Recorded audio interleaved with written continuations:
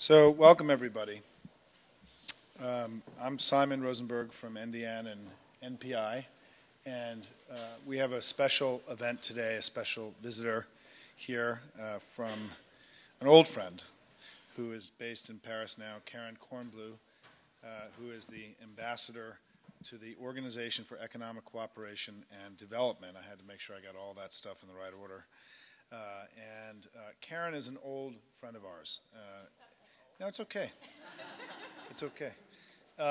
And what I'm excited about with this event today is, and I hope in addition to everybody watching online and those in the room, that many will watch this later as it goes up on YouTube forever, is that we've been involved in a conversation about what's happening with the American economy, or what is happening with the American economy, and what our strategy should be to deal with it for a long time. And Karen, I've tried to get Karen to come work here at least at three different occasions, and despite being spurned, she's still three different times. She's one of the people that I look to and respect and have learned from virtually more than almost anybody in this town over the last decade.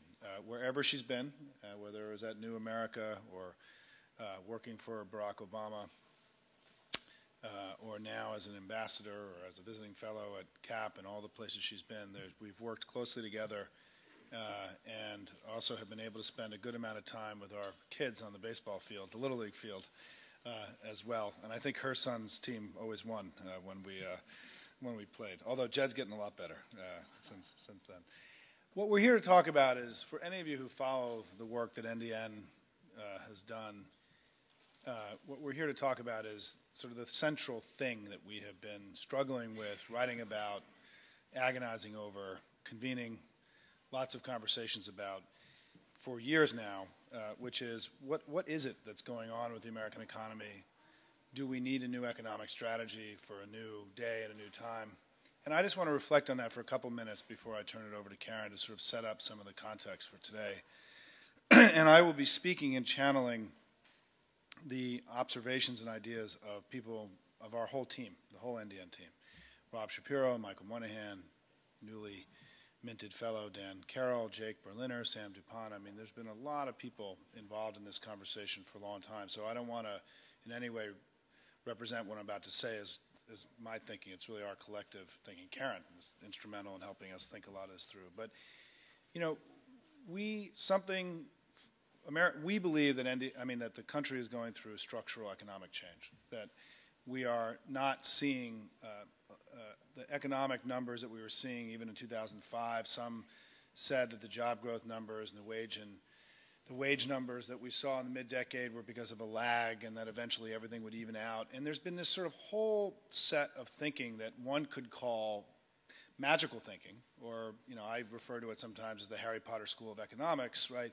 Which is that everything is just going to be okay again, because it's always been good, and therefore it is going to bounce back and be okay. You saw some of that in 2005 with the Bush administration that was simply ignorant in many ways of what was really happening with the American middle class, and I think really was the central thing that drove the Democrats back to power in 2006 and 2008. And you're still seeing it in some of the economic debate here in Washington around the concept of recovery, right? I mean, I think that recovery has become a very dangerous thing for those of us who are trying to plot strategy and policy, because there's an assumption that things will, if we just tweak a few things here and there, that things will kind of bounce back to the way it used to be.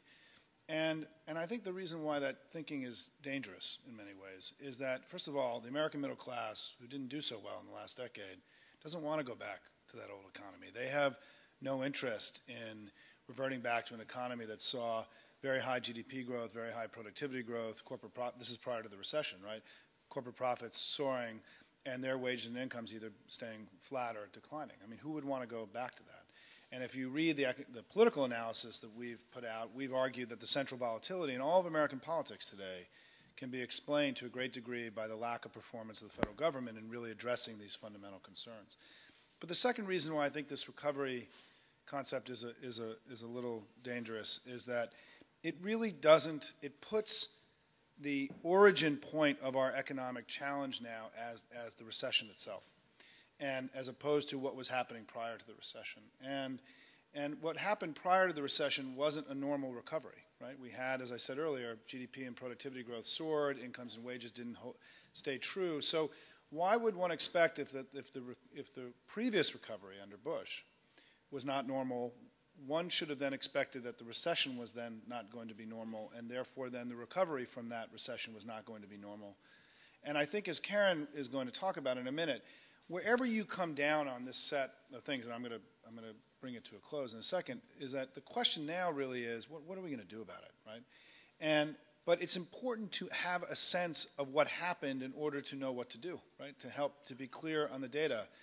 And it's been our argument for some time that the commentators on television who you hear now becoming surprisingly alarmed about the size of the deficit, it would be nice if they were equally alarmed about 10 years of no wage and income growth in the United States. And I think the inability for us to really construct a basic conversation about the economy and our people, as opposed to the slice of it that the conservatives want to focus on, which is the fiscal piece.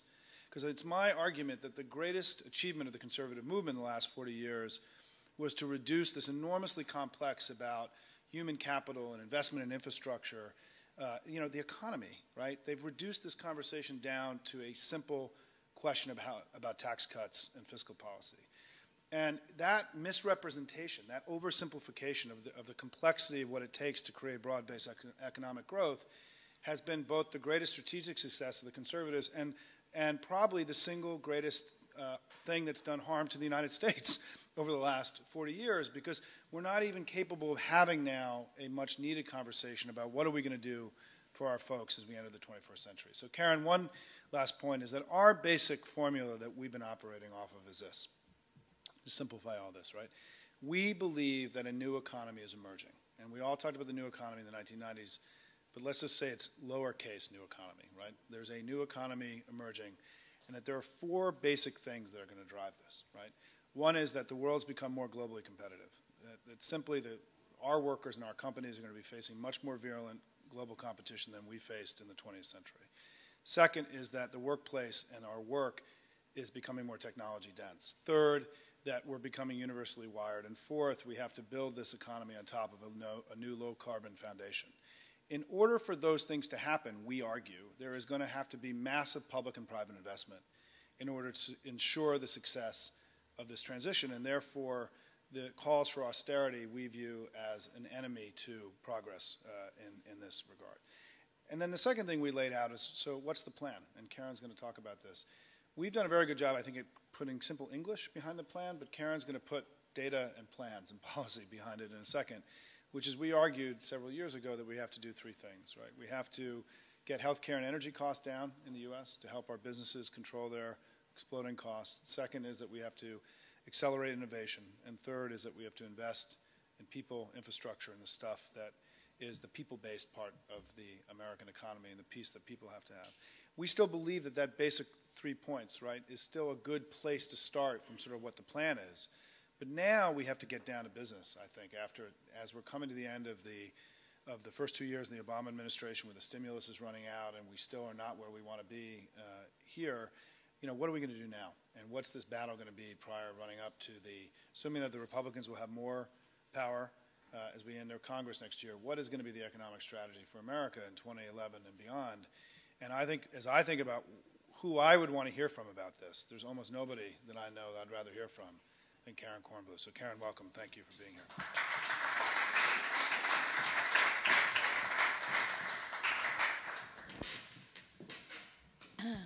Don't you love hearing Simon talk about the economy? I do. So we've had this ongoing conversation for, I think, 15 years. And I always learn something, and it's no coincidence that you've assembled this incredible team. Most recently, Dan Carroll, who nobody combines policy and politics better, and Rob, and Michael Moynihan. I just think it's a tribute to you that you've been able to build this team, and you've been able to influence the debate as much as you have. And most recently today, when David Brooks is picking up on a lot of the ideas that you all have been putting out there, filling in the conversation and really helping, I think, to help people make sense of an alternative narrative to the one of the deficit tax cuts, which is obviously a really dangerous one and one that people fall into when they've sort of given up hope that the government can do anything good for them. They say, okay, well, if you can't help me, then at least don't spend my money. So, you know what? I don't have a clicker. Oh, there, I do. Okay, so what I want to do is, so I'm at this weird organization called the OECD. I'm the U.S. representative to the OECD, the Organization for Economic Cooperation and Development, which I've begun to think of as the most important organization you've never heard of.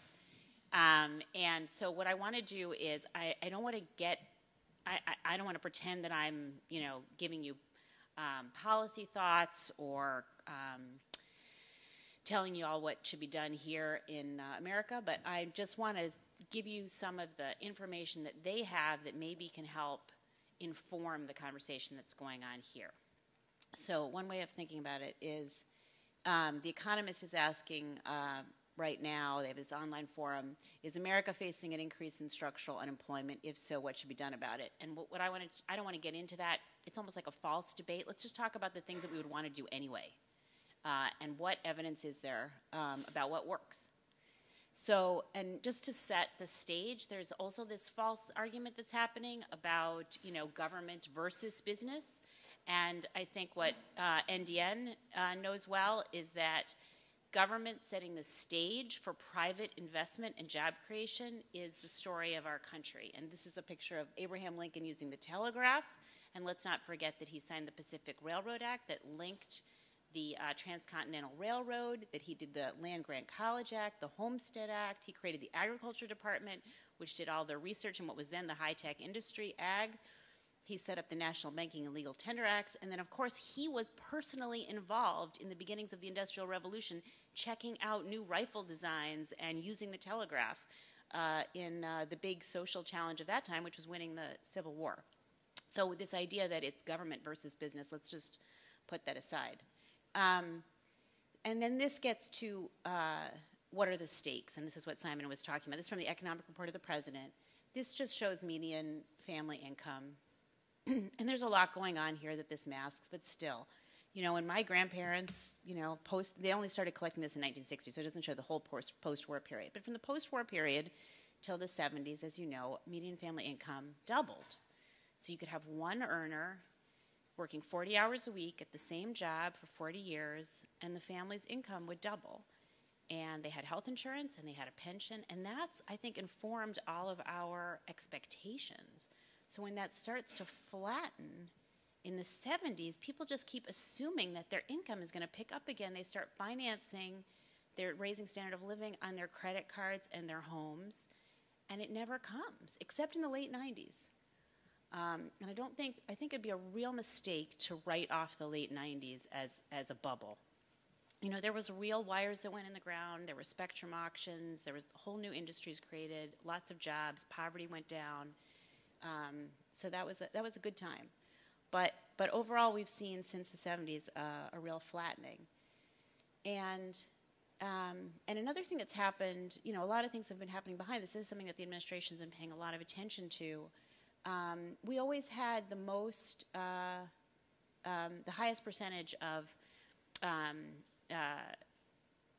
education attainment, I think is the right phrase. And that's flattened out as well.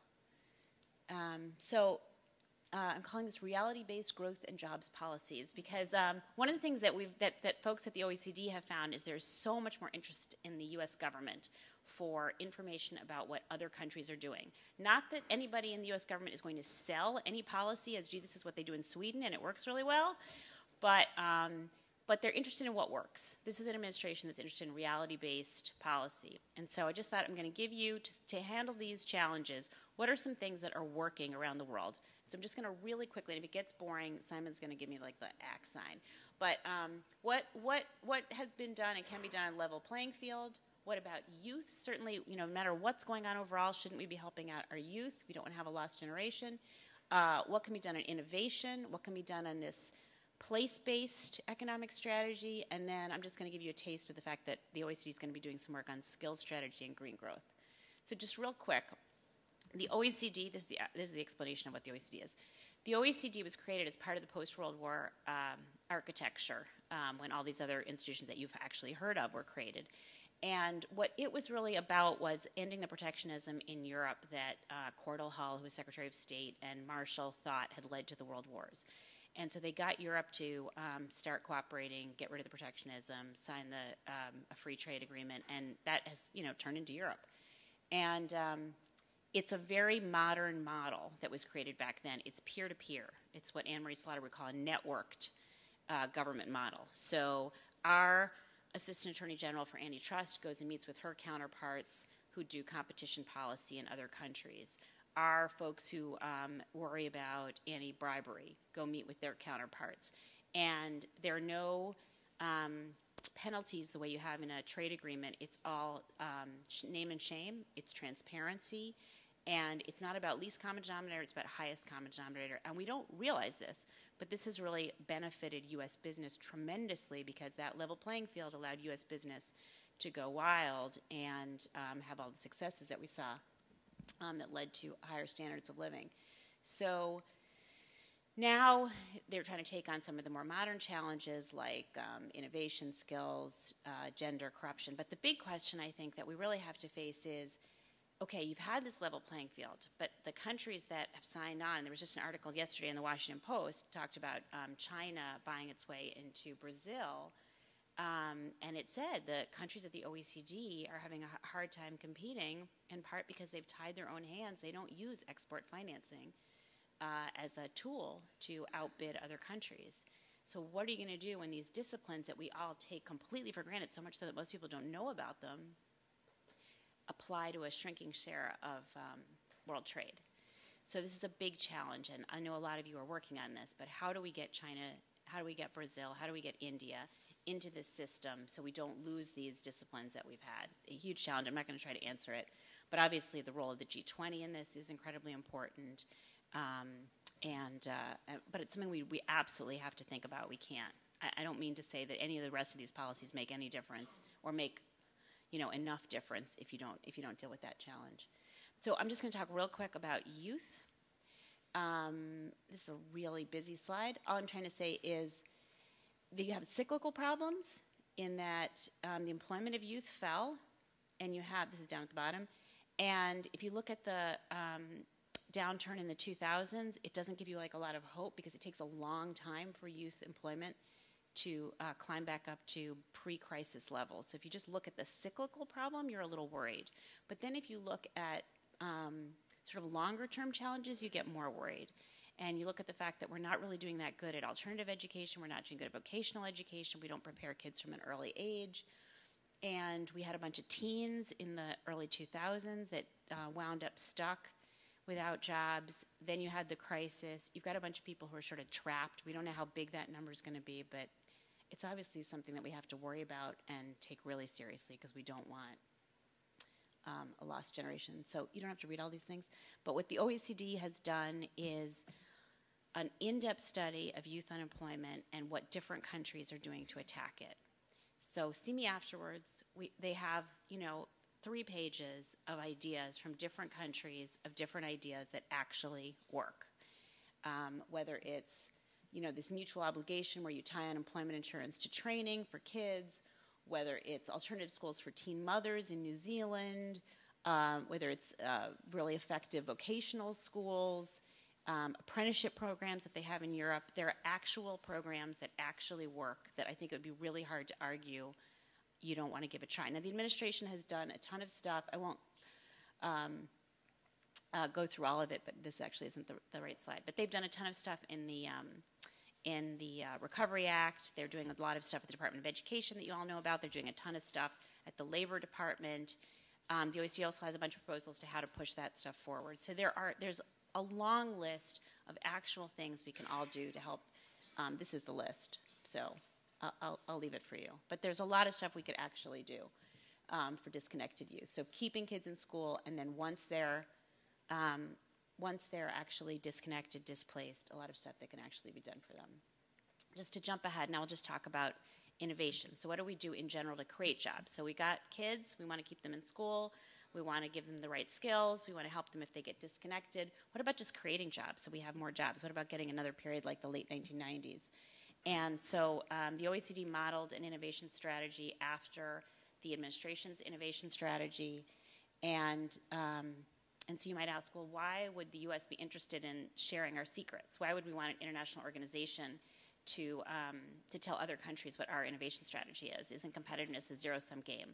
But the answer is obviously that back to this level playing field, we want to keep other countries from thinking that the way to compete is through protectionism or subsidizing their national champions. And also not only that, but there are global social challenges, and how are we going to turn those into opportunities at home? And then one of the things the OECD deals with is how do you capture the value for people at home of these global supply chains? And then also, of course, we just want a global platform for U.S. companies. So just really quickly, I'm going to talk about a few of the big lessons that came out of this strategy for America. One is capturing value for U.S. workers. How do you do that? You have these global supply chains. U.S. companies are participating in them. You know, maybe the end product is here, but the semiconductor plant is in China, is in, some other part of the world.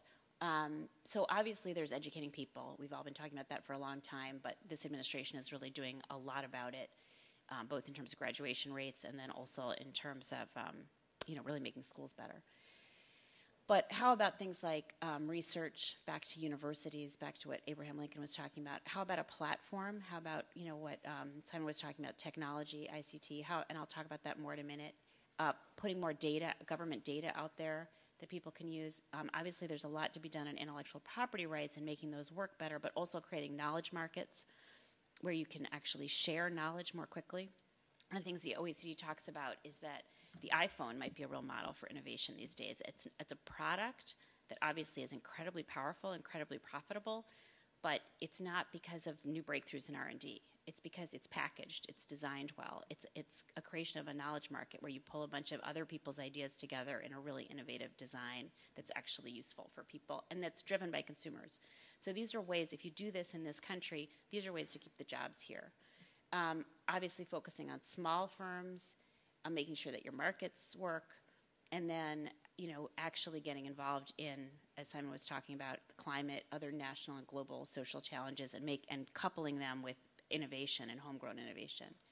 One of the things that the economists said about this strategy is it's really about growth on the cheap.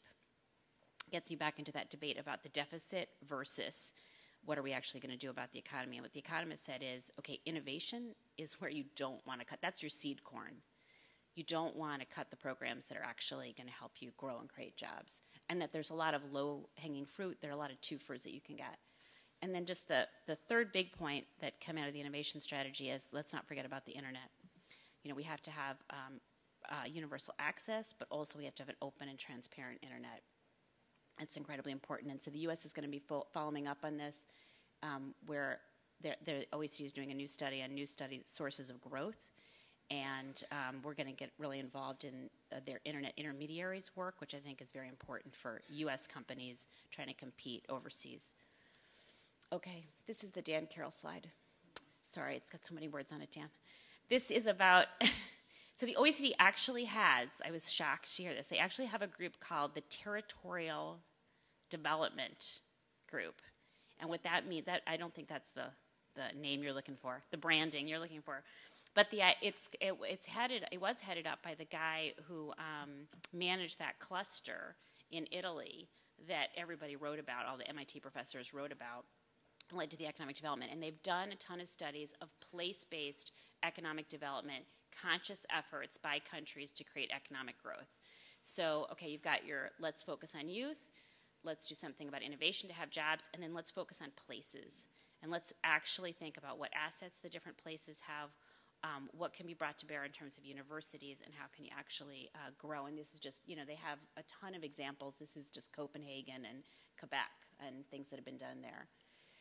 Upcoming, this is advertisement for future things. They're going to be doing a skills strategy, which our Department of Education and Department of Labor are really excited about. This comes out of the G20 Labor Ministerial. And they're going to be doing a green growth strategy, which again is going to pick up on things that are being done already. So obviously the stimulus plans of different countries focused on creating jobs through investing in clean energy. And they're going to be pulling out the lessons from that and figuring out how to make an argument that economists will believe that there really are new jobs to be had, and how do you create them, and how do you make them sustainable. So we'll have evidence on that. So that's my report from Paris about actual things that we can all do that I don't think anybody would argue are favoring government over business, and that I don't think anybody would you'd have to settle the debate about whether there's a structural problem or a cyclical problem. I just think, good, effective, proven strategies that can actually move us forward, get people optimistic about the future, have them think, okay, that median family income curve is going to start climbing again. So it's a lot of information, but I'm hoping that we'll just have a dialogue and you can all make sense of that. Should I turn it off?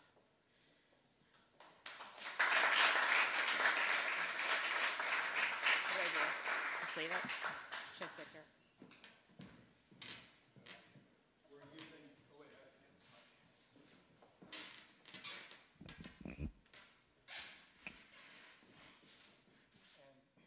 So we're going to share this mic.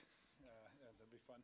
So I have one question before we get into turn to the audience, which is all that stuff. How does one access this information? I mean, if I wanted to pull down reports, or if I wanted to get more people out here excited to follow up on any of this, how does one do that? So most of it, actually, as you saw, I digested a whole bunch of it. So let me just give it to you in that form. But that's actually one of the things the U.S. is working with the OECD on, is making their stuff way more accessible. I mean, I've heard from reporters that they pay for subscriptions and can't get stuff. So we're working with them very closely on making stuff more accessible. But you can go to their website. You can go to our website, and I'll give you all that information. And you can download the reports. But I think one of the things that we can help you with is be an intermediary. And one last question from me, and then I'll open it up, which is, how's Paris? One of the things that we're trying to do is make sure that the brand of the OECD goes beyond the fact that it's a Paris-based organization. So the newest members of the OECD are Chile, Israel, Estonia, and Slovenia. It's got an outreach program with the enhanced engagement countries, which are another name for the BRICS, for Brazil, Russia, India, Indonesia, China. I'm sorry, I should say Russia is actually on the roadmap to joining. But the other BRICS are in a partnership with the OECD. And then the OECD is actually working really tightly with developing countries. So really exciting innovation is that they're starting a task force on tax and development, where developed country tax administrators, including our IRS commissioner, work with developing country tax administrators to help them stand up tax systems that really work, and that they were asked to do that by a bunch of Latin American and African countries that have had a really great experience working with them. So yes, it is based in Paris, but it's working with a lot of different parts of the world. Okay, we're going to open. Do we have a second mic, Hillary? Way to go. Okay, and we're going to open it up, questions in the audience, and also if you're online, just follow the directions on the screen, and you can submit questions. We'll get them here. So anybody, Dan? Wait, Mike. I had a question, reflections from the continent on energy and climate. Since Copenhagen, we've seen, we don't need to get into the diagnosis here, that things like price on carbon and attacking the sort of clean competitiveness hasn't quite made consensus yet in Congress. We'll see what happens in the next couple weeks or couple months or couple years. What's been the reaction, China's major investments and other things, among OECD members and Europe in particular? Is there rethink going on? Are they still watching to see what happens over here? Are people more into an investment than a cap and trade mode over there? So I don't think I'm the right person to say what they're doing in terms of the climate commitments in the UN process. But what I do see is a lot of people putting money on the table and making plans and doing it in these international fora. So the UN, obviously that process is incredibly important, but at the same time, let's say at the International Energy Agency, which is part of the OECD, they've developed these technology roadmaps for various clean technologies, and they've gotten BRICS to sign on to those to be part of the process of helping understand what the technology trajectory is going to be in those technologies, so it reduces some of the risk of investing. And then, as I said, this green growth strategy, they're going to share information about which clean energy projects actually produce jobs. So there's a lot of work at actually getting the money spent, getting the projects up and running, learning lessons, applying them, sharing them. And I think this idea that things are at a standstill is maybe not reflective of how much cooperation there's really going on and how much U.S. leadership there is in that forum. I mean, the IEA, those roadmaps, the U.S. sent over technicians, was very involved in that work. So there's a lot that's going on that's hopeful. Obviously, getting the carbon goals is where we need to go. But I think there's a lot of sense that we just have to roll up our sleeves and keep going.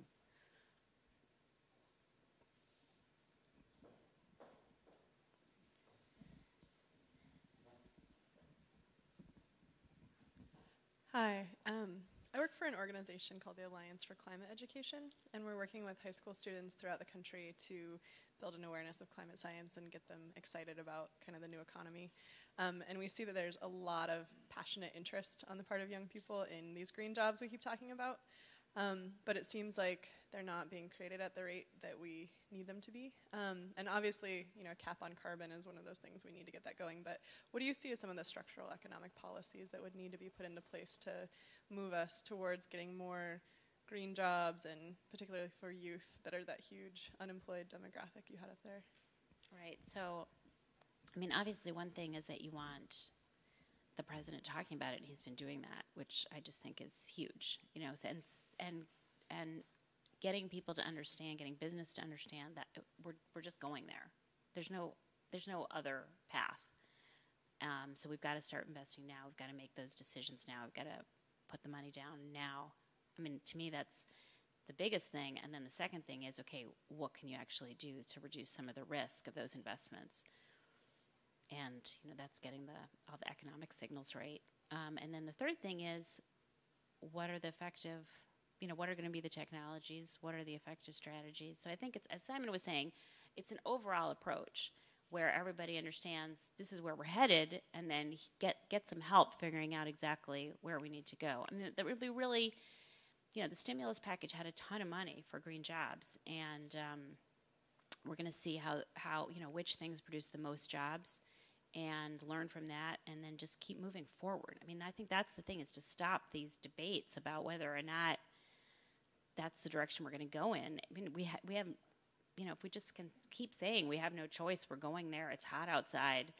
I don't know, Simon. What do you think of this? I'm only going to add one thing, which is that it's particularly important in the U.S. because of the demography of the U.S. and how we differ from Europe. I mean, we have a lot of young people here, and as a percentage of our population, this young millennial generation that's coming to is coming to cultural and political power now, which we've written about a great deal, is the largest generation we've ever had. So this is not like young people don't have jobs. This is the biggest generation in American history that is going to drive everything we know about America in the 21st century is disproportionately being impacted by what you're hearing. So the urgency about getting it right for the jobs of the future, the youth unemployment piece, it's actually much more urgent for us than it is for many of the members of the OECD because of the nature of our demography. And so I want to add, I mean, we've written about a lot of this stuff too, and I'm not going to recap all of our economic work because we want to hear from Karen today, but I think it's one of the reasons we wanted Karen to come today because this youth employment strategy, which is not words we use in sort of political Washington English, should be a much bigger area of concern, frankly, for our competitiveness in our country, because leaving young people who are well-schooled idle for 2 or 3 years in the prime of their work life, right, is going to have a long-term, incredible retardant on our prosperity and our collective growth. So these are enormous challenges for us in going forward. Karen, can I ask one other thing, which is Sorry, just one thing that I was sort of taking for granted, because this is sort of the basis of the conversation Simon and I have been having for 15 years, is that we're not just worrying about today's jobs. Today's jobs are incredibly important, but it's a moving target. You know, what is it, the Wayne Gretzky, you know, go to where the puck's going to be. That if you're an American family and you're looking at that trajectory, you're really scared about whether your kids are going to have jobs. And, you know, the polls are showing that. And so the issue is, how do we tell young people now, how do we tell their parents what the jobs are going to be and how to get them prepared, and how to assure them that this American dream is going to be there for their kids. And so I just think, you know, the president talks about it all the time. The clean energy future is incredibly important to where the jobs are going to be, and it's got to be part of the narrative. Yes, we're going through change, but you know, it's a very positive future. And then we have to do the twofer. You know, we have to say at this every time we're talking about meeting a social challenge, we're also talking about meeting the economic challenge, and that's a cost saving if you're worried about efficiencies in government, but we're just never losing sight of the jobs. I'm just going to say one last thing just to get this out, because I know I wanted to say it at some point during this, so I'm just going to get it done, is that I think there are just two, as the president engages in this, and I really applaud this administration's leadership in so many ways in so many of these economic matters, but there's still two pieces of the conversation I don't think we've adequately had yet. And one of them has to do around this concept that we're just going to have to raise our game up, that is that we are going to have to do more. Our kids, our workers are going to need more skills, more knowledge. We're going to have to invest more in infrastructure. I mean, the great challenge in many ways of the fiscal debate that's going to take place is not austerity versus stimulus. It's going to be, how do we get more with less? And because if we don't invest as a society, not just as a government, right? If we don't create more skills and knowledge, if we don't have better and more modern infrastructure, if we don't do all the things that are required, then we will not have rising standards of living and we will fall behind. I mean, this is sort of a guaranteed thing. And so in some ways, even the way this fiscal debate is getting set up is sort of silly, because if there is an investment, then we're guaranteeing long-term national decline. And that is, and we can sort of sit here, I think we're all going to have to stipulate on that. And the second thing is, watching the television ads of this election cycle in both parties, there's sort of a creeping nostalgia that about an America that's gone by that has more gripped the Republican Party, I would argue, than the Democratic Party in recent years, but which seems to be starting to, the undertow of which is starting to grip, I would argue, the Democratic Party too, in a way that, you know, in the Rosenberg sort of political understanding of the economy, two of the greatest enemies that we have are going to be austerity arguments and nostalgia for a 20th century economy and jobs that are never going to come back. And at some point, as Karen pointed out, that extricating our, you know, sort of making it clear that there is no alternative path, that there is a forward-backward, the way the president is talking about it now.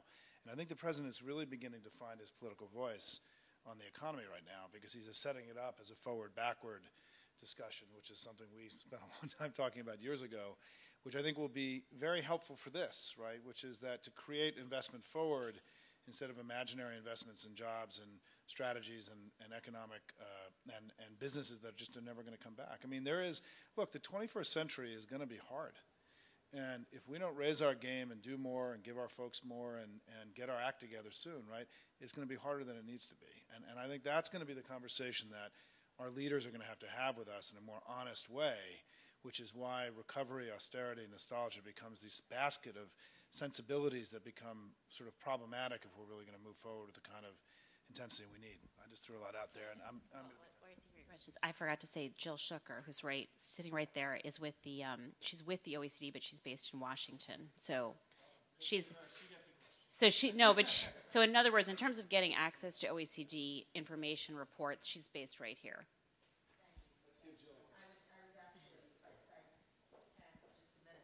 Just say we're very lucky to have Ambassador Kornbluh representing the United States at the OECD, but I do just want to mention that for those of you who don't know, as the ambassador just mentioned, we do have one of 4 centers outside of Paris, here, Berlin, Mexico City, and Tokyo.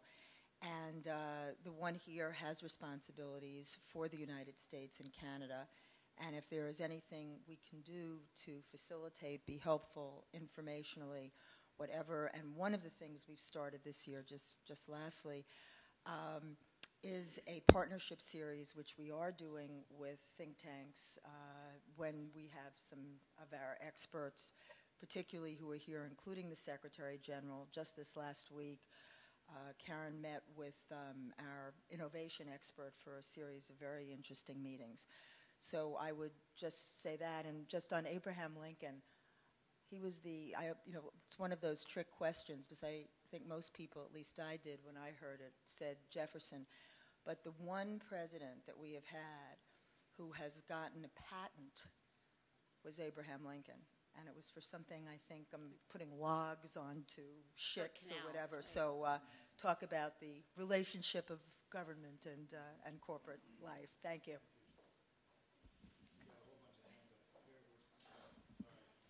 Hi, Roger Hickey from the Institute for America's Future.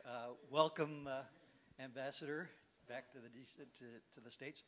I just want to talk about the elephant in the room, having to do with Europe. I have no doubt that we can learn a lot from what the Europeans are doing in these focused kind of economic development ways, and they can learn from the Obama administration. But have they lost their minds in terms of stimulus and austerity? The European countries are all taking the lead from the Germans, who are the only ones that are benefiting from this regime. And when the American president has to lecture the rest of the world on the need for stimulus and growth, just to get out of this serious recession that we are in danger of falling back into, we're really in trouble. Do you have any insights into whether the Europeans are going to be able to weather this austerity better than we would in the similar situation? Do you have any insights at all into why this conservative view is dominating Europe right now, and possibly, the dominoes falling? Anything you can always count on Roger for the softball question. I think isn't it your fault that I took this job? Didn't you tell me it was a good idea? So one thing I should just say is that the OECD is not just Europe and America. So it started out as a European organization. It was the implementing arm of the Marshall Plan, but then it expanded to include U.S., Canada, Japan, and now Korea is a member. Mexico is a member. In fact, the Secretary General is the former Mexican finance minister and foreign minister, Angel Gurria, just a brilliant leader. And it also now has Chile as a member, as I said before.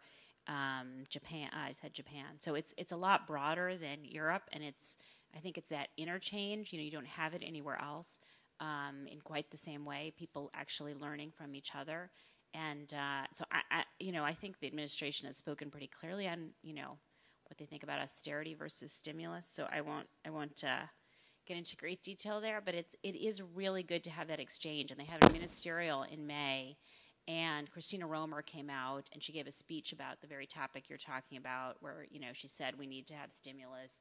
There was a whole session on this where it was the best session that they had, actually, where there was a real exchange between ministers on just this topic. And so were any minds changed? I don't know, but people really had to justify their position, and they really had to hear from each other. And you don't always get results the next day, but I think it's that dialogue that happens there, and that happens in the G20, and that happens bilaterally is the way you have to go. But people's histories play a really big role in how they respond to current events. I've been thinking, since I've been overseas, I've been thinking a lot about that, just about where you start from just really has a big impact about how you see the world and where you're going. And it's been quite an education.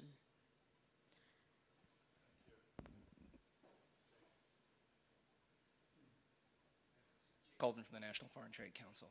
I wonder if you could give an update on the U.S. perspective on green trade issues at the OECD. There are two things that we've been particularly interested in. One is lowering barriers to environmentally friendly goods and services, and I know there has been some work done at the OECD. I think we'd like to make sure that that the OECD is fully utilized as a complement to what's going on at the World Trade Organization and APEC and other organizations. And then the second thing is border measures. I know the OECD released a study last year on carbon leakage and the idea that it's not such a great problem as we in the United States, some in the United States make it out to be. I was wondering if you could tell me a little bit about the U.S. perspective on those things and where you see the initiative's going. Well, I'd love to hear more from you actually on the first one, and maybe the rest of us would too, because I haven't had an update on it in a while. But coming out of the most recent G20, the OECD was tasked with doing work, as were some other organizations, doing work on this issue that we talk about all the time, but we seem to have so little data on, which is jobs and trade. You know, that we are constantly telling American workers that trade is good for you, it's good for jobs. But the OECD is actually going to try to not only pull together all the data that's already out there, which has been done, but try to get some new data to actually talk about in this environment where there's such a big question about how trade operates. How do you know that leads to jobs? So that's going to be a great piece of work. I'm really looking forward to that, and I think that it's going to, help sort through some of the different arguments. But I think a very interesting, proactive, action-oriented thing is exactly what you're talking about: trade in goods and services. I mean, trades in green goods and services. But do you want to add anything on the specific work about? Well, I mean, specifically in the WTO, there's been this process to lower barriers. Right. We're concerned that it's stuck as part of the Doha round. We'd like to see other organizations move the issue along, and I think USTR would like to see that too. There's been a lot of good work done in APEC, and I know that they're in the process of commissioning studies in developing countries like Mexico and Indonesia and Malaysia to inventory their green goods and services market to try to make the link back home to, say, like the United States, that there are markets for these goods produced in the United States. We'd like to see similar things done to build out capacity for this at the OECD, trying to identify lists of products. So I'll follow up with you on that. Yeah, that'd be great. Yeah. Yeah.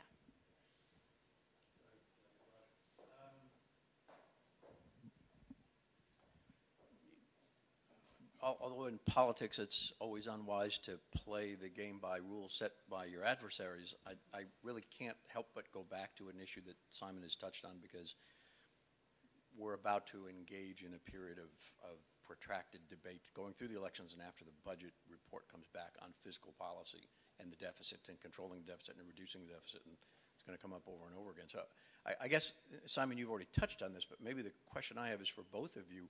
How do you reconcile the policy agenda with the huge focus that we're about to put on fiscal policy and deficit and debt reduction?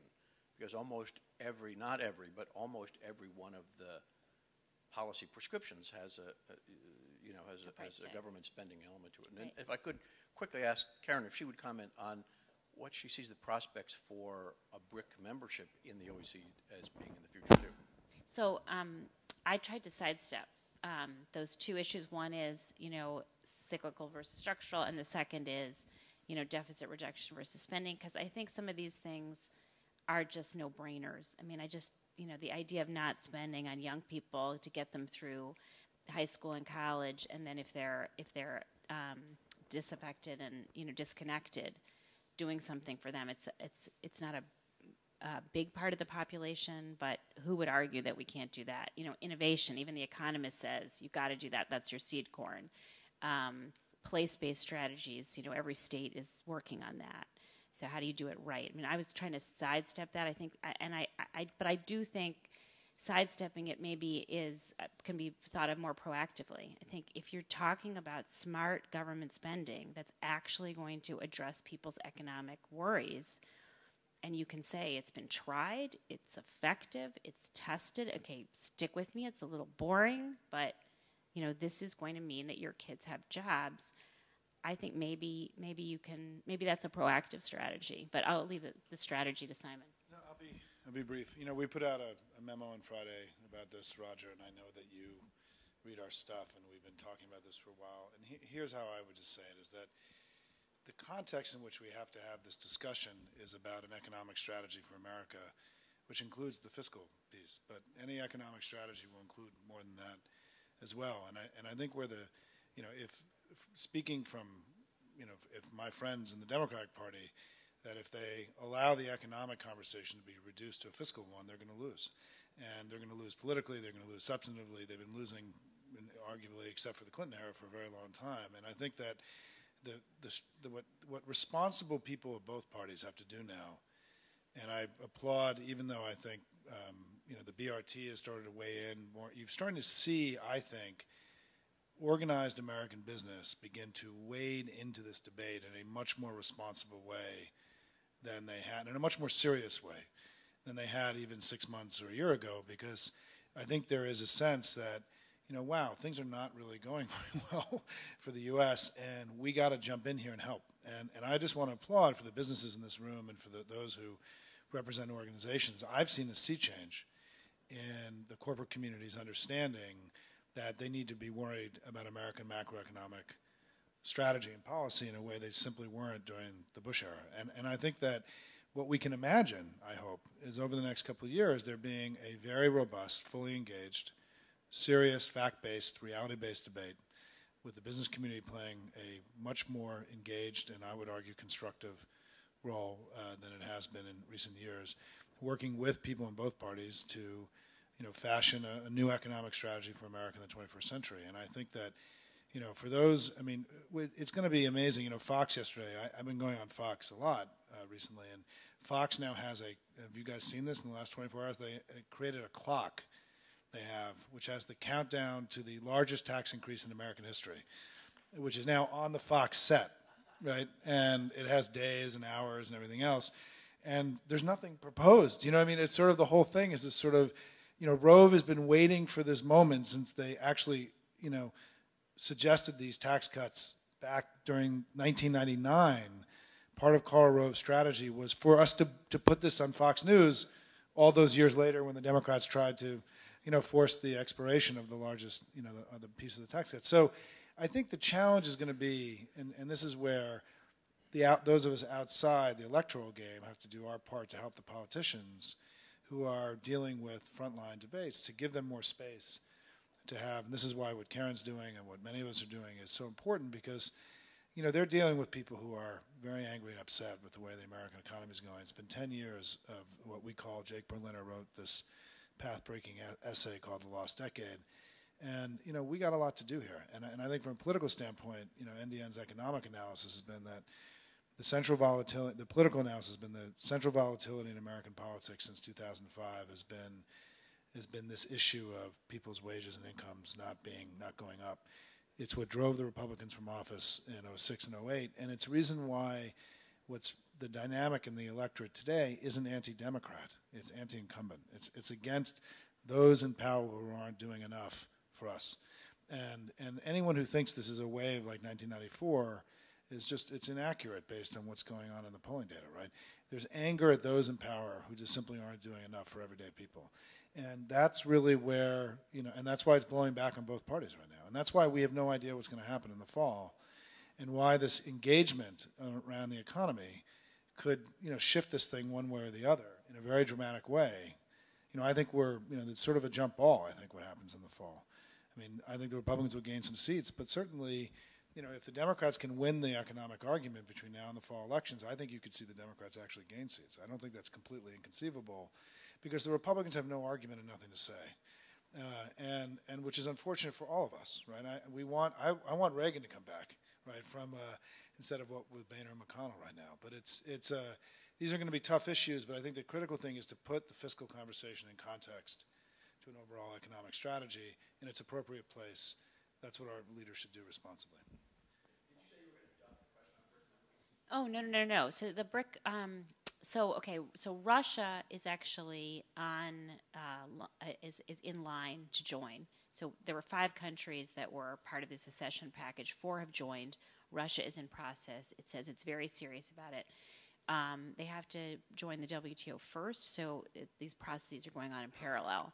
And the way the membership works is these different committees that have agreed to these disciplines that you've never heard of on export financing and anti-bribery and environmental concerns meet and do all this in-depth technical work with the countries to bring them up to standards. So, Chile, which is a model of economic reform, had to do more on the environment.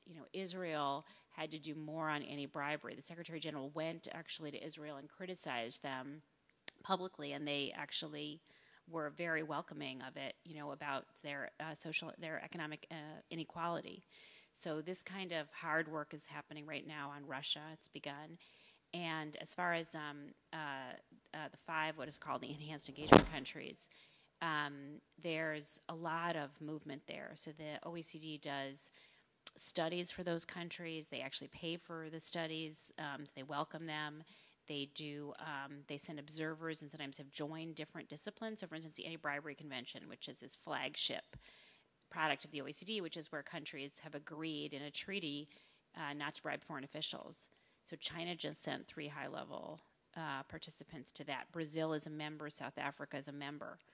So, so there's a lot of movement there. There's not talk of them joining the OECD per se, but there's talk of getting them more involved in the individual disciplines and doing as much work as possible on a technical level to just start to bring those standards up. Karen, why don't we take one more and then any closing remarks you have? Nelson.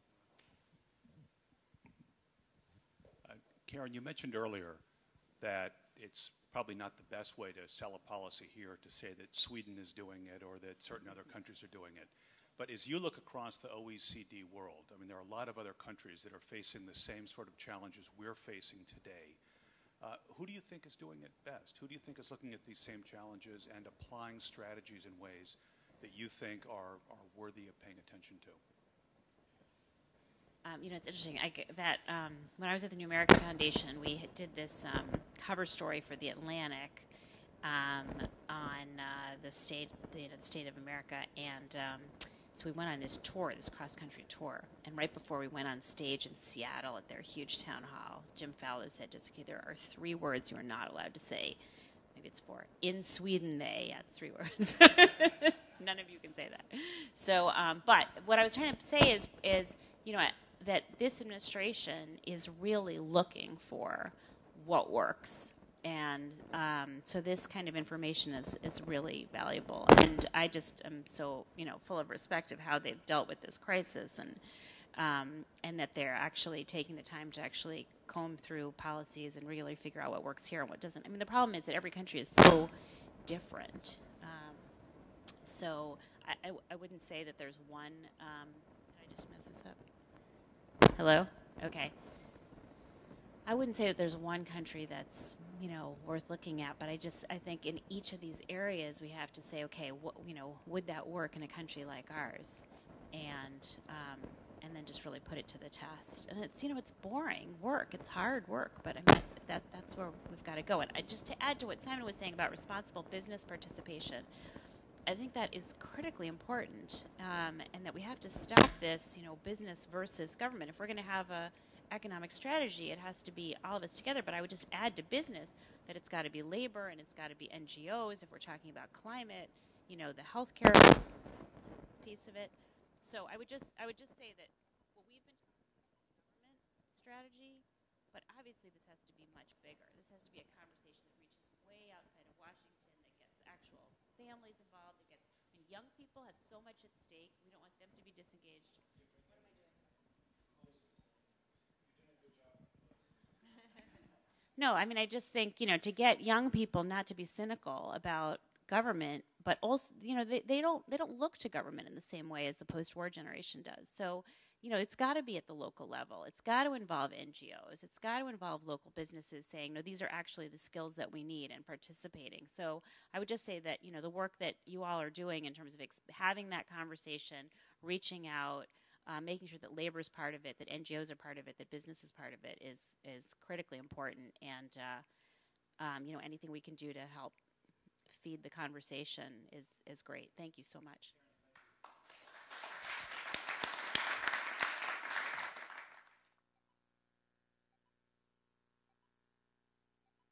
We will have up on our blog over the next couple of days some recommended ways of following up with the work you've heard today. And for those of you watching or still in the room, take a look at the memo that we released on Friday about that looks at what more we can do now in 2010 for the American economy and starts to lay out some ideas about the post-election conversation that's sure to come. And certainly we are going to continue to try to stay out in front of this. I just really want to thank Karen one more time. I mean, she's been a tremendous friend. I mean, somebody who I've learned so much from over the years. I've called her Karen for a long time, but it's great to end today by saying thank you, Ambassador Kornbluh, for being here today. Thank you so much.